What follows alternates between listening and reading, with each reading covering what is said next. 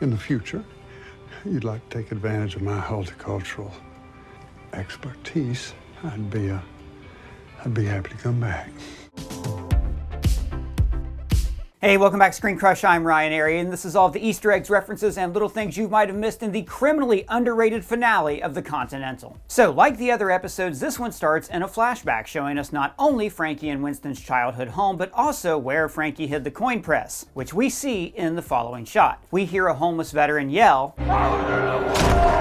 which alludes to the upcoming war in this episode and little Frankie's own future as a discarded war vet. And then we get back to our intro, and yet again, there are a few changes as well as some references that make a lot more sense with the context given in the finale. For starters, the opening coin drop has changed from the signature coin of the high table to an adjudicator token, which is more than likely a nod to her mind-blowing exit later in the episode. We actually see another allusion to her death in this shot, where 3 red dots appear on both sides of her chest and forehead, exactly the places that Winston shoots her. We also notice that during the Snake Hotel shot, you can actually see Jenkins in the window across the street with his sniper rifle, just as he does during Winston's hostile takeover. Wait, was he there the whole time and we just didn't see it? Actually, Doug, great call out, he was not. In episode 1, you can see Cormac's men jumping to their deaths in this scene, and episode 2 featured Cormac on the balcony. Speaking of snakes, we also see this snake symbology come up again later in the episode during Lemmy's fight with the secretary. Oh, it's a snake! And when I get closer, I see it's an octopus. That's cool.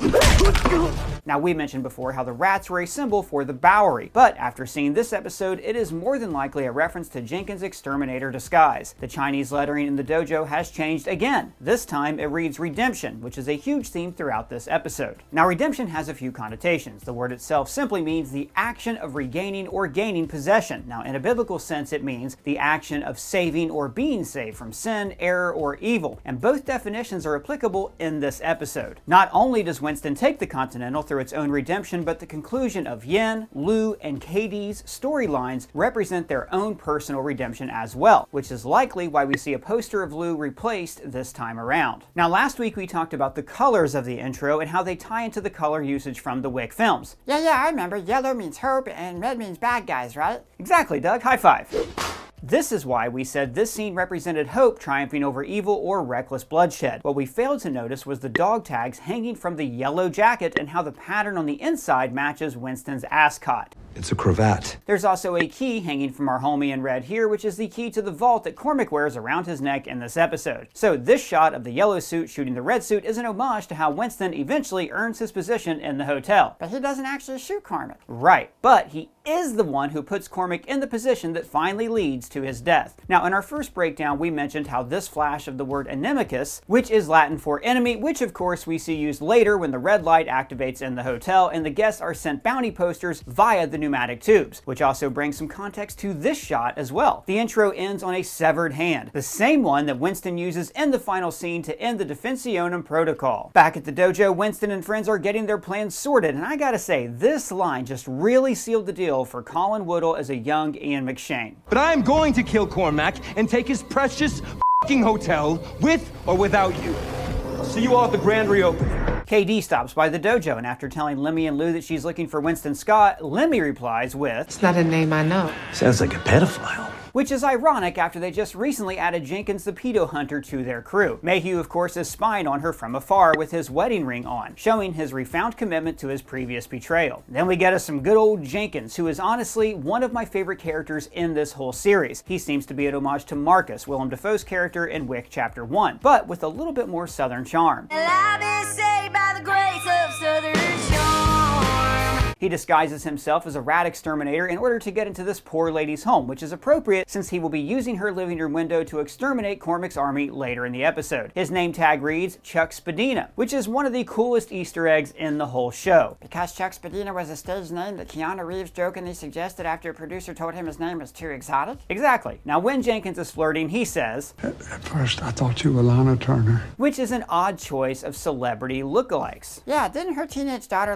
kill her ex-lover who was working for the mob? Exactly, which may be a nod to the fact that this romance definitely walks the line between cute and straight up Stockholm Syndrome. After the bus driver shares his thoughts with Karan and the twins, we get another scene with some very interesting lighting. As Winston meets with Mazzio, the scene starts with an almost orange color, a blending of the red-yellow scenes that we've seen in episodes prior. As Winston's speech goes on, the scene gets progressively more yellow, as if the speech is inspiring hope among Mazzio's men. The speech not only sets a foundation for Winston's alliance with the Bowery, something we've seen plenty of in the films, but the final scenes in this episode reveals that this is where Winston keeps the coin press, converting the Bowery into his own personal coin mint, which explains why he is always inspecting cases of freshly minted coins in Wick's films. Now, minting your own coins is an incredible source of power in this world, hence why the coin press has been the big MacGuffin of the series. It may not seem like much, but establishing this relationship with the Bowery is actually a critical development in Winston's rise to power. Winston says, "Not the suit. It's what's inside the suit that counts." Which any fan of the films knows to be true, since John certainly isn't the only high-table assassin in a suit, and he is constantly putting other suits in the ground. Well, one of us is gonna have to change. Now, the Wickverse loves to pay homage to the 1987 film The Warriors. In Chapter 4, John is chased down by a group of assassins which were activated via color-coded public radio transmission. For all you street people with an ear for the action, tonight is your chance to make some beautiful music.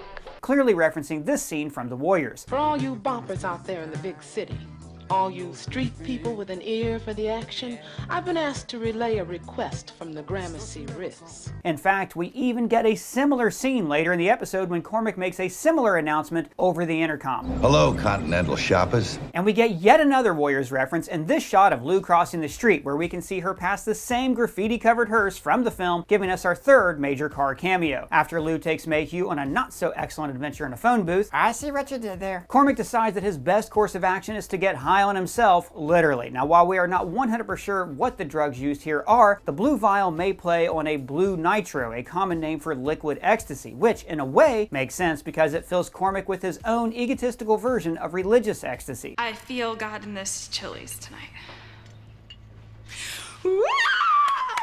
Now, when Kayron presents the fun fumes to Cormac, he's praying and tells Kayron, "You truly are a man of the cloth," which makes this scene feel like some kind of dark communion. Cormac says, "The high table wants to send me to the glue factory," which is something people used to do to old racing horses who were past their prime, which makes sense since Cormac is obsessed with horses. "Horses are just men extenders." He then continues his rant by saying, "She comes from the rib, and I from the marrow of the Almighty," which references the Christian creation story where Eve is made from Adam's rib. After finishing his rant, he stacks some books on a table and smashes them, the top of which is Narcissus and Goldman by Hermann Hesse, which tells the story of two diametrically opposed characters. Diametrically opposed foes. Why yes, Narcissus, an ascetic monk firm in his own religious commitment, and Goldman, a romantic youth hungry for knowledge and worldly experience. Spot on, Doug, but there's an added twist here. Both characters are diametrically opposite from Kayron and Cormac. After giving Mayhew a well-deserved beatdown, KD heads to the Rhodes Hotel, named after the showrunner Kurt Ward's son, Rhodes Ward. KD finds Winston, but not before Cormac's men do, and after a quick shootout, KD ends up chasing him back to the Continental using a gold coin to check into the room 818, the exact room that John checks into in Chapter 1. Room 880. Then we see Cormac torturing Winston, bobbing between his left and right shoulder. Now, when he's on the left, he's nicer, and when he's on the right, crueler, as if he's both the angel and devil on Winston's shoulders. Even the goon hiding his arm is dressed in all black, where the guy across from him is in white. Cormac tells Kayron to open the windows just as he did in Episode 1. Luckily, Jenkins keeps him in his crosshairs just like the good old Marcus stand-in should. Now we really start to see the Judas connection to Cormac that we saw in Episode 2 come full circle, as Kayron ends up being the one to betray him, which makes Mel Gibson go full Mel Gibson. "You better shoot me, because if you don't, I'm going to send you back to Zimbabwe a piece at a time." It's Nigeria.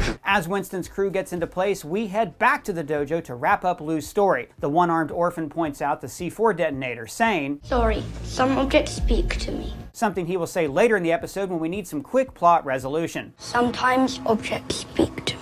Before the Orphan Master storms in with her men, he hands her her father's gun, which reads Hieronymus. More Latin? Actually, this one's Greek for with a sacred name, specifically her father's name, as seen in his funeral pamphlet earlier in the episode. Back at the Continental, Winston gets injected with the miracle proprietary drug, which has to be an early version of the drugs that Wick is given in Chapter 3 when he needed a little extra plot armor. Take 4. It'll give you energy, help with the pain. Now, as the red light comes on, Winston says, "And away we go." One of his signature phrases from the films. And away we go. And then we are treated to a montage of different hotel guests, just like the montage of bounty hunting baddies that come after John in Chapter 2. A few of the assassins are Easter eggs among themselves, like this gangster Mario character seen here. There's also this dual shotgun wielding assassin who's played by Adrienne Hughes, the daughter of director Albert Hughes, as well as this guy doing coke off a machete, which is actually a reference to your mom. We see our pneumatic canisters are filled with the Inimicus posters that we mentioned before in action, as the hotel erupts in action. Eventually, Lemmy makes it down to the mailroom where he meets our deceiving high table secretary with the snake tattoo. Now, we first saw these secretaries in 2, where they also run the mailroom and keep track of the bounties put on the high table's enemies. Director Chad Stahelski based these characters on these suicide girls, and they are supposed to represent how even empowered subcultures not only conform to the rules of the high table, but they run it. As the crew inside the hotel make their way through the guests, we hear Jenkins say, "Come on, Cottontail, stick your head out now." Which is the exact line that Martin Riggs, played by Mel Gibson, says in Lethal Weapon 1 when he's trying to kill Gary Busey in the desert with his sniper rifle. Come on, Cottontail, stick your head out. Winston and Kayron run into Cormac at the vault, and after Kayron educates Cormac on Mozart, You thought he was playing for you, but really, he was just playing you. they do their own version of the Spider-Man meme when we go to a pitch black shootout as Winston emerges from the bodies. When he does, he states, Next phase, kill him. Kill them all. which is yet another callback to one of Wick's famous lines in Chapter 2. Whoever it is, I'll kill them. I'll kill them all. Just before Lou's story goes out with a bang, we get a flashback to her father shooting his gun, which is an homage to this scene in Martin Scorsese's Goodfellas when Joe Pesci is firing his pistol directly into the camera. And also Edwin S. Porter's final scene in the 1903 film The Great Train Robbery, when actor Justice D. Barnes shoots directly into the camera. Back at the hotel, Cormac heads to his secret operating room on the 13th floor. Or because hotels typically don't have a 13th floor, since it's bad luck. Meanwhile, KD captures Winston, and we get a major reveal that KD was the child of the family that young Frankie and Winston set on fire, and that her whole rogue cop shtick was just an act to find him and get revenge. Your brother lit my family on fire. Now you're gonna feel what they felt. Jenkins lands the perfect incapacitating shot, just like Marcus did for John in Chapter 1, in the same room. We hear Barracuda by Heart play as we see absolute carnage happening all over the hotel via CCTV cameras, which not only gives us Cormac's perspective on the events, but also gives the whole sequence a Five Nights at Freddy's kind of feel. And we get some good old classic John Wick action, eventually arriving at a billiard room where Lemmy uses C4 to turn the pneumatic tubes all over the hotel into their own personal bomb delivery service. We get a quick family reunion followed by a lucky shot to Hansel's right corner socket. And then we're back to Winston and Kayron, who have decided to use the dumbwaiter to reach Cormac, where Winston says, This was a really dumb idea. Because it's a dumbwaiter? Because it's a dumbwaiter. Now by this time, Yen and Gretel start going at it on the rooftop, and the whole scene really shows why Marina Mazeppa is absolutely terrifying in everything she does. Now this is the same Ukrainian actress who played the terrifying Lisa Trevor in Resident Evil, and the hilariously horrifying monster from James Wan's *Malignant*. Eventually, Yen's art comes full circle as she straps the same suicide bomb vest to Gretel, which is a callback to the vest that she was wearing the day she met Frankie. Now eventually, after butting heads with Orson one too many times, we see all the screens in the operating room switch to playing Pong. Now the Wickverse is known for its video game references. In Chapter 1, we had these shots from a game called Project Legion. In Chapter 4, John plays a few games, one with the Marquis, a game of cards with Killa, and even this entire scene was based on the top-down perspective of games like the Hong Kong Massacre, and also Hotline Miami. Now Pong is a unique choice here and clearly symbolizes the swinging of momentum in this episode, from Winston to Cormac, just like the ball bouncing back and forth in Pong. However, Cormac doesn't play fairly and activates the Defensonium protocols with a little hand from Orson's corpse. Let me guess, Defensonium is Latin for defense? Bro, you speak Latin? No, that one was just pretty on the nose. Fair enough. This essentially locks down the hotel, rigs a bomb, and sends a getaway car for McCormick. Now Winston is able to catch up to him, and after a few villainous monologues and some key motivations filled in, KD increases her own KD by taking out Cormac once and for all. Afterwards, she leaves Winston with, Be seeing you. revealing just how much more she knows about the high table than she initially let on. Cormac's escape pod was inspired by Franklin Delano Roosevelt's private bulletproof train car, which he used to get around New York City. This is a key moment for Winston. With Cormac dead, he should simply take the escape pod and run back to London, but instead, he chops off Cormac's hand, the same hand from the intro, and halts the Defensonium protocol, saving the hotel. We get some victory music as the team celebrates their win. Now part of that includes this long tracking shot, which was actually the martini shot. What's a martini shot? Well, this is a slang term for the last shot setup, which was not only for this episode, but for the entire 3-part limited series. Hence the reason you see this broken martini glass that lingers in the shot. We see Jenkins continue to make some moves on his mystery victim, and in the background is a picture of the woman on the fireplace mantle. Now this is actually Patricia Ward, the mother of showrunner Kirk Ward, who plays the Adjudicator's enforcer. His mother passed away right before filming started, and on her deathbed she told him, "Don't you f this show up because of me." I think it's safe to say he delivered.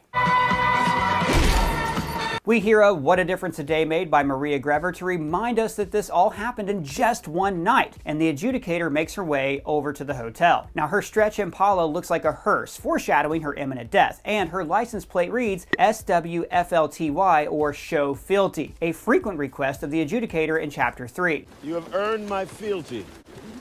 Matter of fact, I'm gonna shove so much fealty up your ass it's gonna come spilling out of your mouth. Winston's crew toast with vodka, the liquor of choice for times of peace in the Wickverse. And you have to appreciate that Winston, the man with the silver tongue, is speechless when it comes time to make the final winning toast. Our buddy Kurt Ward nails a sigil with the Latin word, interregno, which is yet another Latin word meaning, "These premises are under a temporary suspension of the usual functions until the High Table deems otherwise." After connecting a few dots for the audience, Winston takes out the Adjudicator, as the entire episode was building to. He takes 2 quick shots to the torso and then a slower and more deliberate shot to the head. Now this bullet pattern is known as the Mozambique drill, a mercenary tactic to ensure the target goes down for good. It also resembles a reverse sign of the cross, which is fitting as this is the moment that completes his arc, turning him into a cold-blooded killer that owns and operates the Continental. As she falls, we see her mask fall off, revealing the whole Melina situation that she had going on under there. Now I think we'd all appreciate some backstory behind her grotesque facelift, but Cormac does call her a rat-chewed mutant, which seems to be our only explanation. Finally, we see the Red Canary return to the Continental, the same one that flew away in episode 1 after Cormac's men failed to retrieve the coin press, showing that peace has finally returned to the hotel. For now. So guys, that's our coverage of the Continental. What did you think of the show? Do you have any questions? Let us know in the comments below, or you can @ me on Twitter. And big shout out to the writer of this video, Mr. Dodson Sites. You can catch him at the social link below. And guys, if it's your first time here, please subscribe, smash that bell for alerts. For ScreenCrush, I'm Ryan Airy.